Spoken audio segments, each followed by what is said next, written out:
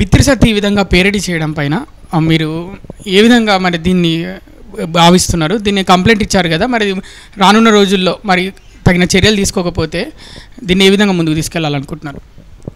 తప్పకుండా అండి. ముందుగా ఇది మీడియా మాధ్యమం ద్వారా అనేక మందికి చేరాలని మేము కోరుకుంటున్నాము. ఎందుకంటే గత కొన్ని సంవత్సరాలుగా కూడా హిందూ దేవీ దేవతలపైన, భక్తి శ్లోకాలపైన, అనేక రకమైనటువంటి అంశాలపైన వాళ్ళు ఒక పేరడీ పాటలనే కాదు, సినిమాలో చాలా సన్నివేశాలు మీరు అటు బాలీవుడ్ కానీ టాలీవుడ్ కానీ అనేక చిత్రాల్లో కూడా వీళ్ళు మార్ఫరింగ్ చేసి ఆ పాత్ర వేరే పాత్ర యాడ్ చేసి ఇట్లా సనాతన ధర్మాన్ని ఆచరించే, జీవన విధానాన్ని ఆచరించే ప్రతి వాళ్ళని కూడా కించపరిచే విధంగా ఇదొక సిస్టమ్ లాగా మార్చేసుకున్నారు. ఎవరు ఈ డైరెక్టర్లు కానీ, సినిమా వాళ్ళు కానీ, లేకపోతే సినిమా ఫేమ్ ఉన్న ఆర్టిస్టులు కానీ, వీళ్ళ చేత కేవలం మన హిందూ దేవీ దేవతల పాటలను, కీర్తనలను, ఆ పురాణ ఇతిహాసాలను వక్రీకరించి రాయడము, సన్నివేశాలు చేయడము, దానికి మాధ్యమాల ద్వారా చూపించడము, ఇది కంప్లీట్గా వీళ్ళు ఒక వర్గాన్ని, ఒక మతాన్ని కించపరుస్తూ కోట్లాది మంది హిందువుల మనోభావాలతో ఆడుకుంటున్నారు వీళ్ళు. ముందుగా బిత్తిరి సత్తి లాంటి వాళ్ళందరికీ కూడా ఒకటే ఇక్కడ హెచ్చరిక ఏంటంటే, ఈ సనాతన ధర్మం అనేది ప్రపంచానికి జ్ఞానభిక్ష పెట్టినటువంటి దేశం. ఇది మనము నమ్మేటువంటి సుప్రీంకోర్టు అనేటువంటి సుప్రీంకోర్టు కూడా ఈరోజు ఆ బోన్లో ఈవెన్ జడ్జితో సహా అందరూ అక్కడ భగవద్గీతని ప్రామాణికంగా తీసుకుని, ఈవెన్ రాజ్యాంగంలో కూడా ఉంది, మన భగవద్గీత ప్రమాణం చేసి నిజమే చెప్తున్నా అని చెప్తారు. అది ఈరోజు అలాంటి పవిత్రమైనటువంటి మనిషి జీవన విధానాన్ని, మనిషి యొక్క గమ్యాన్ని, మనిషి యొక్క నడవడిని, వ్యక్తిత్వ వికాసాన్ని, వ్యక్తిత్వ నిర్మాణాన్ని నేర్పేటువంటి ఒక పవిత్ర గ్రంథం. ఆ గ్రంథంలోని ఒక పూర్వం మనకు భక్తులు వాళ్ళు, మన ఘంటసాల గారు, ఆయన చేసినటువంటి స్లాంగ్ని తీసుకొని భగవద్గీత శ్లోకాన్ని ఎట్లయితే ఇస్తుంటారో పార్థ అనేటువంటి ఆ స్లాంగ్ని తీసుకొని ఇతని పిచ్చి వేషాలకు, నాకు తెలిసి ఇతనికి పిచ్చి వచ్చింది అనుకుంటా, మేము ఫోన్లో మాట్లాడితే కూడా కుల ప్రస్తావన తీసుకొచ్చి ట్రాన్స్లోకి లాగుతున్నాడు. మీరు రెడ్డియా, నేను ఇది, అసలు అక్కడ కుల ప్రస్తావన రాలేదు. ఒక ప్రశ్న, అంటే ఇతను కూడా హిందువే కదా, మరి దీన్ని ఏ విధంగా తీసుకుంటారు? అంటే ఈ మధ్య వీళ్ళకి అవకాశాలు లేక రోడ్ల మీద యూట్యూబ్లో పడి చిన్న చేసుకుంటున్నారు.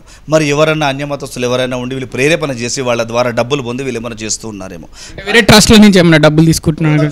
అది వాళ్ళని ఎంక్వైరీ పోలీసు వాళ్ళు చేస్తారు. ఎందుకంటే నిన్న మా మిత్రుడు కేశవరెడ్డి గారు మాట్లాడిన చాలా బాధ్యతగా మాట్లాడితే ఆయనను కూడా వ్యంగ్యంగా ప్రశ్నిస్తూ ఆయన ఏం మాట్లాడారంటే, నీ ఏజ్ ఎంత, నువ్వు రెడ్డివా, ఇట్లా మాట్లాడుతూ వేరే రకంగా ఆయన ట్రాన్స్లోకి తీసుకెళ్లే ప్రయత్నం చేసిండు. కానీ ఆయన గట్టి సమాధానం చెప్పిండు.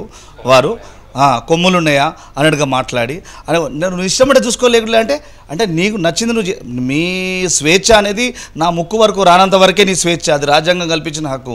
నువ్వు నా మనోభావాల్ని, నేను పూజించే గ్రంథాలని, నా ఇతిహాసాలని నీ ఇష్టం వచ్చినట్టు పాడుతా అంటే నీకు హక్కు ఎవరు ఇవ్వలే. హిందూ సమాజం ఊరుకోదీడ, ఖచ్చితంగా నీకు లీగల్గా బుద్ధి చెప్పేది తీరుతుంది. కాబట్టి దీన్ని ఎవరు కూడా హర్షించరు. ఇకనైనా బిత్తిరి సత్తి ఈ విధానాల్ని మార్చుకోవాలి.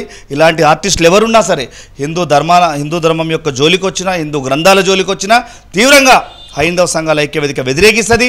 అన్ని సంఘాలని కూడగట్టి, దేశవ్యాప్తంగా కూడగట్టి ఇలాంటి వ్యక్తుల పట్ల న్యాయపరమైన కఠిన చర్యలు తీసుకునేటట్టుగా మేము పోరాటం చేస్తాం. మీకు తగిన న్యాయం జరుగుతుందని, తొందరలో జరుగుతుందని మీరు అనుకుంటున్నారా, భావిస్తున్నారా? పోలీసుల పట్ల, రాజ్యాంగం పట్ల మాకు చాలా గౌరవం ఉన్నది. వాళ్ళకి మేము లీగల్గా కంప్లైంట్ ఇచ్చాం. ఖచ్చితంగా వారు పర్యవేక్షిస్తారు. నిన్న కంప్లైంట్ ఇచ్చిన మన శివారెడ్డి అన్న కావచ్చు, లడ్డన్న కావచ్చు, కంప్లైంట్ ఇచ్చిన వెంటనే వాళ్ళ ఏసీపీ గారు తక్షణమే వాళ్ళతో మాట్లాడి వీళ్ళపైన ఖచ్చితంగా లీగల్గా యాక్షన్ తీసుకొని వీళ్ళతో క్షమాపణలు కూడా చెప్పిస్తామని చెప్పారు. విత్డ్రా కూడా చేపించేటట్టు మాట్లాడతామని చెప్పారు. అది ఖచ్చితంగా వాళ్ళపైన మాకు గౌరవం ఉంది, చేస్తారు. చేయని పక్షంలో అన్ని పక్షాలను మేము కూడగట్టి ఇది ఎంత ఎత్తుకెళ్లాలో అంత ఎత్తుకు తీసుకెళ్లే ప్రయత్నం చేస్తాం. కానీ ఒకటే చివరిగా మేము చెప్పేదంటే, మిత్రులారా, సనాతన ధర్మం అనేది మనకు అమ్మ లాంటిది. సనాతన ధర్మం అనేది మనకు నీడనిచ్చే చెట్టు లాంటిది. సనాతన ధర్మం అనేది మనం రోజు తాగేటువంటి గంగా నీటి లాంటిది.